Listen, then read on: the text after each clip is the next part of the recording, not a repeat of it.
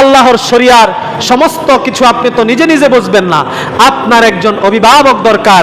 সেই অভিভাবককে আরবিতে কেউ বলে শেখ, কেউ বিভিন্ন নামে ডাকে, হুজুর ডাকে, ফার্সি ভাষায় বলা হয় পীর। নাম কি?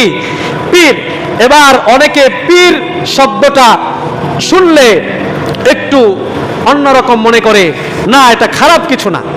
পীর মানে হচ্ছে অভিভাবক। কথায় কথায় আবার এরকমও বলে ফেলে যে পীর কি তোমাকে জান্নাতে নিয়ে যাবে? না, পীর কখনো জান্নাতে নিয়ে যাবে না। হক্কানি পীর আপনাকে, হক্কানি পীর বলেন, শায়েখ বলেন, হুজুর বলেন, যাই বলেন, সে আপনাকে জান্নাতের সঠিক পথ আপনাকে দেখিয়ে দিতে পারে। যে আমাদেরকে এমন একজন অভিভাবক, এমন একজন শিক্ষক আমাদেরকে ধরতে হবে যার দ্বারা আমি উপকৃত হব। কি হব? উপকৃত হব। ভালো একজন শিক্ষককে ধরতে হবে, ভালো একজন অভিভাবককে ধরতে হবে, ভালো একজন শায়েখকে ধরতে হবে, পীরকে ধরতে হবে, যেই পীর আমাকে আল্লাহকে চিনায়, আল্লাহর রাসূলকে চিনায়। ঠিক কিনা বলেন?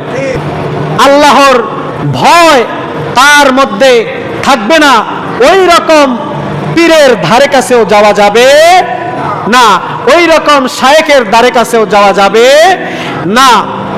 আমরা মনে করি গাছতলায় হাতে আংটি, মাথায় বাবরি চুল, শরীরের মধ্যে লাল গামছা পেঁচিয়ে বসে থাকলে সেই মনে বড় পীর।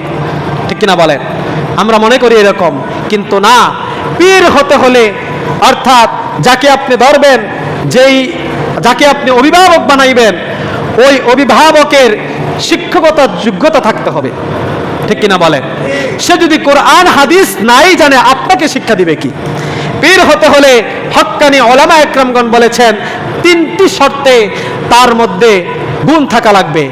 এক নম্বরে হচ্ছে কোরআন এবং হাদিস, এর মধ্যে তিনটি কিতাব রয়েছে, তাফসিরে জালালাইন শরীফ, মিশকাত শরীফ এবং মাসলা মাসাইল দেওয়ার জন্য হেদায়ার শরীফ যত আছে, সমস্ত কিছু তার পড়ার দক্ষতা থাকতে হবে। দুই নম্বরে সকল প্রকার ফরজ, ওয়াজিব, সুন্নাহ, নফল এই আমলগুলো তার মধ্যে থাকতে হবে। তিন নম্বরে আল্লাহর হাবিব সাল্লাল্লাহু আলাইহি ওয়াসাল্লামের বংশধর থেকে তার অনুমতিপ্রাপ্ত থাকতে হবে।